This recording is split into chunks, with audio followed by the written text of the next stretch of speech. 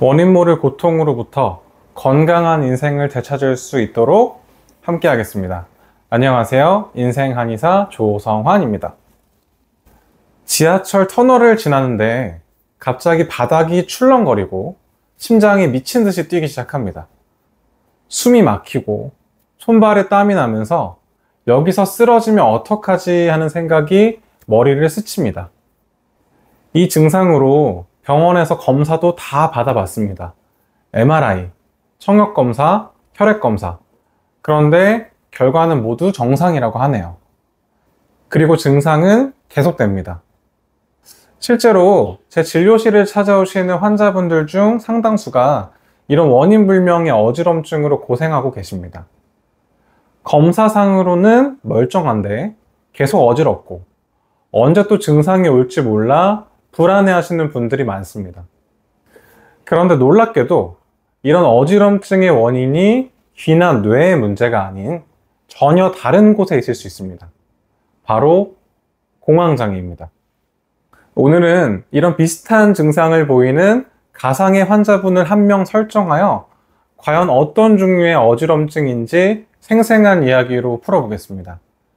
29세 직장인 남성 박 씨는요, 1년 4개월 전부터 시작된 어지럼증과 불안감으로 괴로워하고 있었습니다.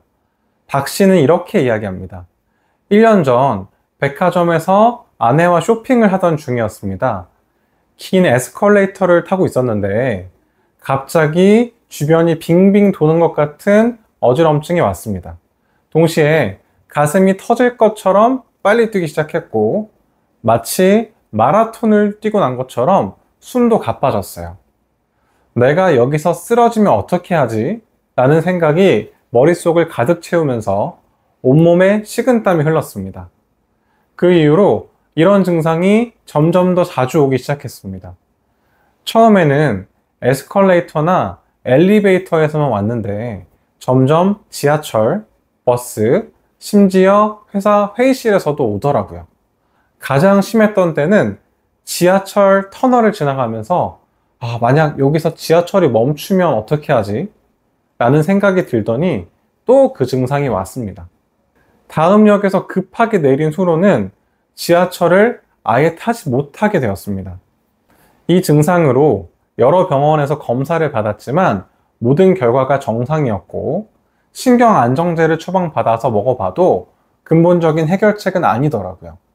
지금은 아내와 외식을 하거나 쇼핑을 가는 것도 무서워졌습니다. 또 그 증상이 올까봐 미리 걱정이 되어서 집에만 있게 되었고 친구들과의 약속도 계속 취소하게 되었습니다. 박 씨가 겪고 있는 이런 증상을 의학적으로 공황장애라고 부릅니다. 공황장애는 갑작스럽게 극심한 공포와 불안감이 몰려오면서 다양한 신체 증상이 함께 나타나는 불안장애의 한 형태입니다. 공황장애가 생기는 기본적인 원리는요, 실제로는 위험하지 않은 상황인데도 우리 몸이 지금은 생명이 위험하다고 잘못 판단해서 비상벨을 울리는 것이라고 이해하시면 됩니다. 이것은 마치 화재가 나지 않았는데도 화재 경보기가 고장나서 계속 울리고 있는 것과 비슷하죠. 공황 발작은 보통 갑자기 시작돼서 10분 내외에 절정에 달했다가 20-30분 내에 저절로 사라지는 특징이 있습니다. 하지만 환자에게는 그 짧은 시간이 마치 영원처럼 길게 느껴집니다. 그리고 이대로 죽을 것 같다는 극도의 공포를 경험하게 됩니다. 여러 연구에서 공황장애 환자의 상당수가 어지럼증을 경험한다고 알려져 있습니다. 그래서 많은 분들이 귀나 뇌의 문제로 오해하시는 경우가 많습니다. 그렇다면 공황 발작이 올 때 우리 몸에서는 어떤 일이 일어나는 걸까요? 공황 발작이 시작되면 교감신경이 급격히 활성화됩니다. 마치 평상시에 천천히 걷던 사람이 갑자기 전력 질주하는 것처럼 심장박동, 호흡, 혈압이 순간적으로 빨라지게 됩니다. 혈압, 심박, 호흡이 변하고 이런 급격한 변화가 귀의 평형기관과 뇌혈류에 영향을 줘서 어지럼증이 생기게 됩니다. 특히 과호흡이 문제가 됩니다. 불안할 때 호흡이 빠르고 얕아지면서 혈액 속 이산화탄소가 급격히 감소합니다. 이로 인해 일시적으로 뇌혈류 변화가 생겨서 어지럼증을 크게 느낄 수 있습니다. 또한 심장 박동이 갑자기 빨라지면서 혈압이 급변하는데 이러한 혈압 변화도 뇌의 평형기관에 영향을 미치기 때문에 어지럼증을 충분히 만들어낼 수 있고요. 자, 그렇다면 공황장애로 인한 어지럼증은 어떻게 구별할 수 있을까요? 여러 가지 중요한 차이점들을 자세히 살펴보겠습니다. 첫째, 발생하는 상황의 패턴이 완전히 다릅니다. 일반적인 이석증 같은 어지럼증은 아주 명확한 패턴이 있습니다. 아침에 일어날 때, 고개를 왼쪽이나 오른쪽으로 돌릴 때, 침대에 눕거나 일어날 때처럼 특정 자세나 움직임과 직접적으로 연관이 되어 있어요. 메니에르 병은 조금 다른데 자세와는 상관없이 갑자기 발작적으로 나타나지만 귀에 압박감이나 이명 같은 귀 증상이 먼저 나타나는 경우가 많습니다. 그런데 공황장애의 어지럼증은 전혀 다른 패턴을 보입니다. 특정 장소나 상황에서 더 자주 발생하는 거예요. 제가 환자분들을 진료하면서 발견한 공통점을 말씀드리면 지하철이나 버스 같은 대중교통 또는 엘리베이터나 에스컬레이터, 사람이 많은 백화점이나 마트, 밀폐된 회의실, 심지어 영화관, 미용실처럼 잠깐 나갈 수 없는 공간에서 특히 잘 생겨요. 또 하나 특이한 점은 스트레스를 받거나 컨디션이 안 좋을 때, 중요한 발표나 면접 전처럼 긴장되는 순간에도 자주 나타납니다.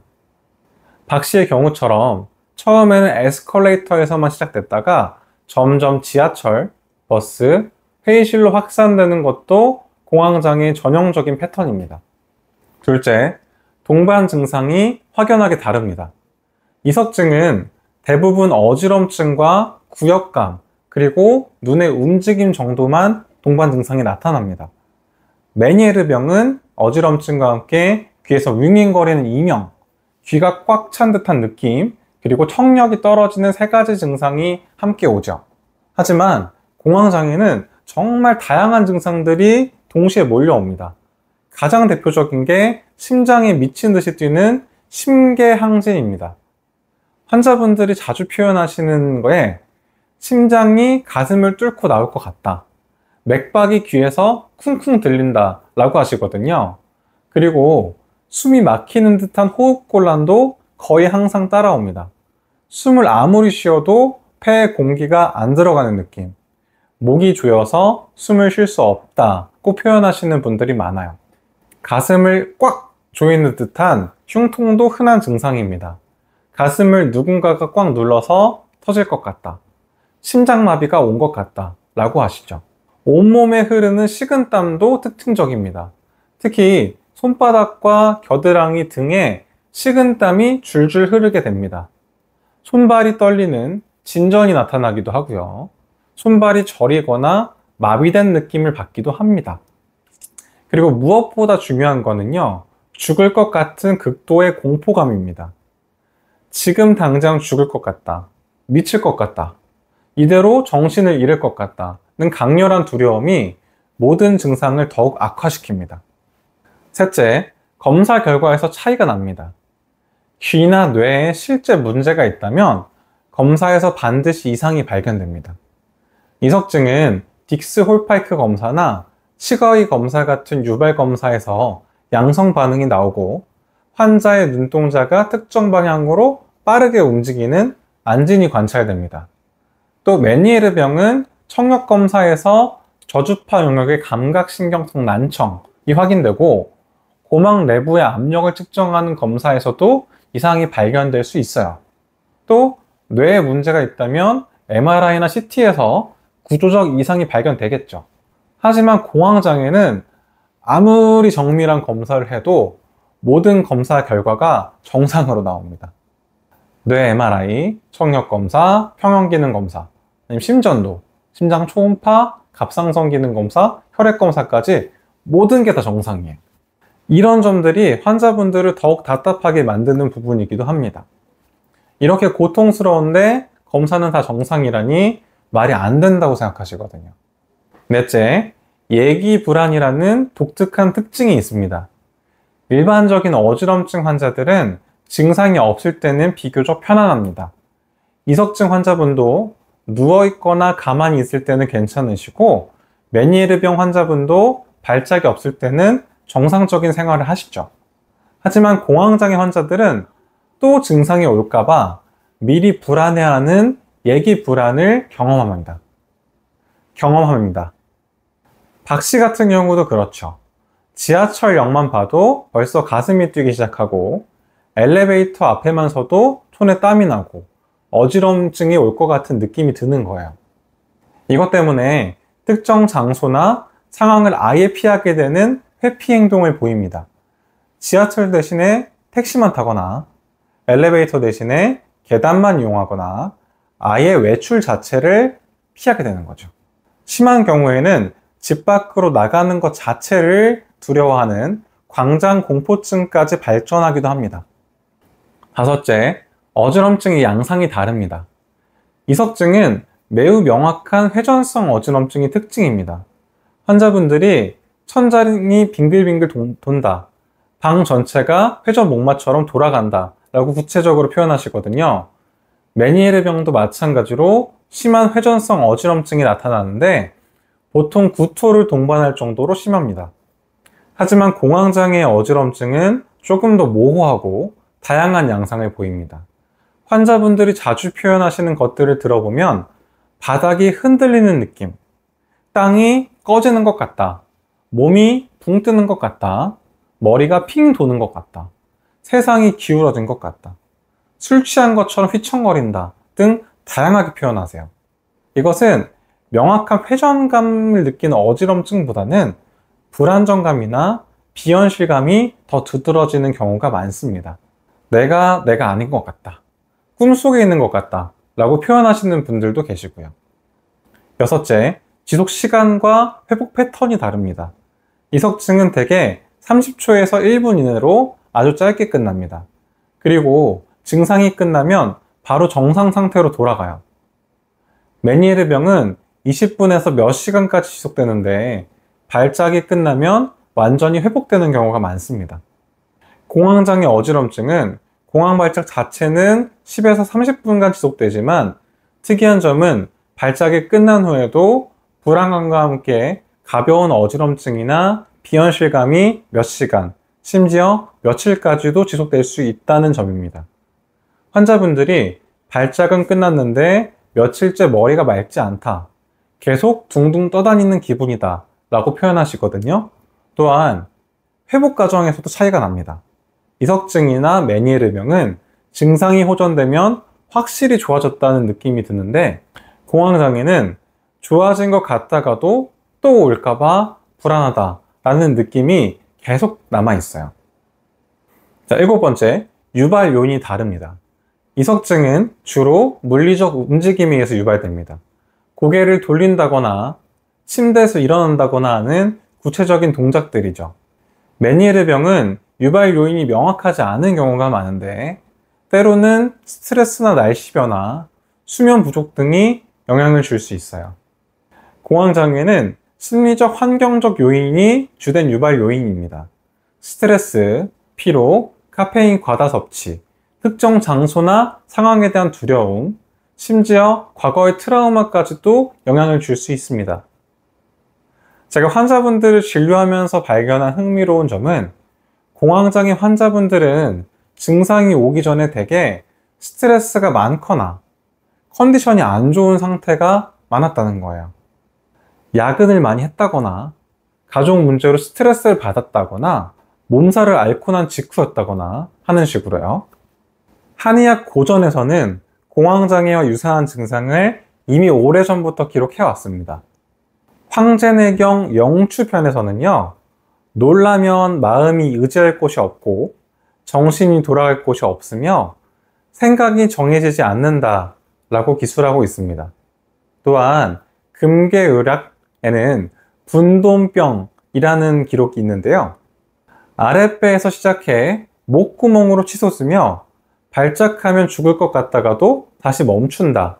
이는 모두 놀람과 두려움으로 인해 발생한다. 라고 설명하고 있습니다. 이것은 현대의학에서 말하는 공황장애의 증상과 매우 유사합니다. 자, 이를 바탕으로 한의학적으로 공황장애를 여러 유형으로 나눌 수 있고요. 그 중에서는 오늘 3가지 유형을 한번 소개해 드려 볼게요. 첫 번째 유형은 몸이 많이 지쳐서 생기는 가짜 열에 의한 경우입니다. 밤만 되면 얼굴이 달아오르고 손발이 화끈거리고 입이 마르면서 잠이 잘 안 오시는 분들이 있죠. 낮에는 괜찮다가 꼭 오후나 저녁만 되면 어지럽고 불안감이 심해지기도 합니다. 과로, 늦은 밤 생활, 수면 부족으로 몸의 회복력이 떨어지면 체온 조절이 잘 안 되고 얼굴이 달아오르거나 손발이 화끈거리며 불안과 어지럼증이 심해질 수 있습니다.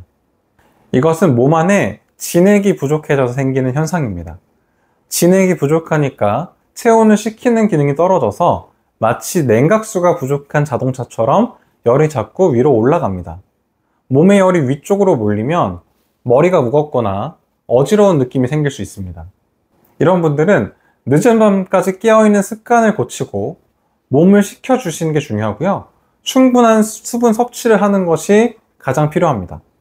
두 번째는 몸속이 탁해져서 머리가 멍해지는 유형입니다. 어지럼증과 함께 머리가 무겁고 생각이 잘 안 나고 순간순간 멍해지는 느낌이 드는 경우가 있습니다. 불안 발작이 올 때 이런 증상이 심해져서 정신이 살짝 나가는 느낌이라고 표현하는 분들도 많습니다. 이는 몸속에 노폐물이 많이 쌓여 있어서 발생하는 것입니다. 기름진 음식, 소화가 잘 안 되는 식습관, 혹은 스트레스성 위장장애로 체내 대사 불균형이나 소화기 문제가 유발되고 이로 인해 머리가 무겁게 느껴질 수 있다라고 한의학에서 설명하고 있습니다. 이 경우에는 몸속에 탁한 노폐물의 배출을 돕고 머리를 맑게 해주는 치료가 필요합니다. 이런 환자분들은 반드시 기름진 음식, 인스턴트 식품, 야식을 줄이셔야 합니다. 세 번째는 열이 위로 치솟는 유형입니다. 평소에는 괜찮다가 화가 나거나 긴장하면 어지럼증이 심해지는 분들, 머리가 지끈거리면서 눈이 충혈되거나 얼굴이 붉어지는 경우가 많습니다. 귀에서 윙하는 소리가 나거나 잠이 잘 안 오는 경우도 있죠. 이건 몸속의 에너지가 아래에서 위로 너무 강하게 몰려서 생기는 겁니다. 마치 수도꼭지 물을 갑자기 세게 틀면 위쪽에 압력을 받듯 머리 쪽 혈관과 신경이 자극을 받아서 어지럼증과 두통이 같이 오는 겁니다. 스트레스, 분노, 긴장 상황이 이런 증상을 악화시키니까 피해 주셔야 되고요. 카페인이나 과음, 야근같이 열을 올리는 습관을 줄이는 게 도움이 됩니다. 오늘 영상의 내용을 듣고 내가 공황장애 어지럼증인가 하시는 분들이 있을 거예요. 자, 이번에는 환자분들이 직접 하실 수 있는 공황장애로 인한 어지럼증을 관리하기 위한 일상생활 속 실천법들을 한번 알려드리겠습니다. 첫째, 아침 빛 마시기 10분 루틴입니다. 아침에 일단 일어나시면 바로 커튼을 열고 10분간 창가나 베란다에서 햇빛을 쬐세요. 아침 햇빛은 뇌의 수면 각성 시계를 다시 맞추는 효과가 있는데요.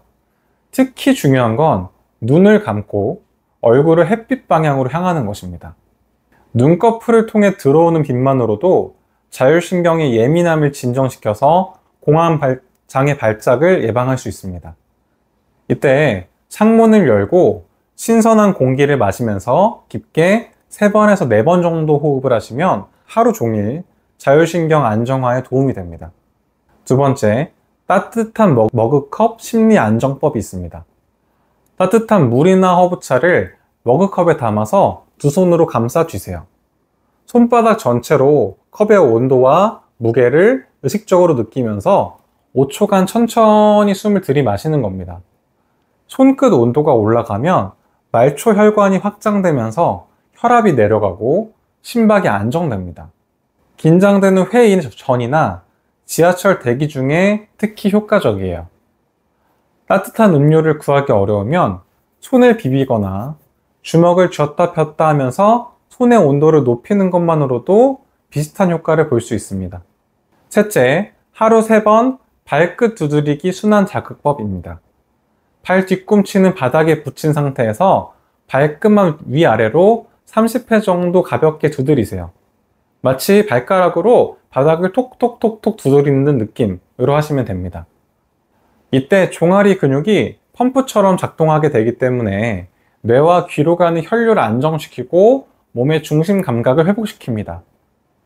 아침, 점심 후, 저녁 잠들기 전 하루 3번만 해도 효과가 충분합니다. 네 번째, 소리 목록 만들기. 자신을 편안하게 만드는 자연 소리 3가지를 핸드폰에 미리 저장해 두세요. 가벼운 이슬비 소리, 잔잔한 파도 소리, 숲속 새소리 같은 것들이 좋습니다. 불안하거나 예민할 때 이어폰으로 그 소리를 들으면서 소리에 완전히 집중해 보세요. 예를 들어 빗소리를 들을 때는 지금 비가 창문에서 떨어지고 있구나 하면서 의식적으로 그 소리에만 집중하는 겁니다. 이렇게 하면 불안한 생각들이 자연스럽게 사라지고 자율신경이 빠르게 안정됩니다. 자, 이것으로 공황장애 어지럼증에 대한 이야기를 모두 마치겠습니다. 오늘 제 영상이 도움이 되셨다면 구독과 좋아요 버튼을 꼭 눌러주시고 알림 설정까지 해두시면 앞으로도 건강에 관한 유익한 정보를 놓치지 않고 받아보실 수 있습니다. 댓글로 여러분의 경험이나 궁금한 점도 언제든지 남겨주세요. 같은 고민을 하는 분들에게 큰 도움이 될 수 있습니다. 여러분의 건강한 삶을 응원합니다. 지금까지 인생한의사 조성환이었습니다.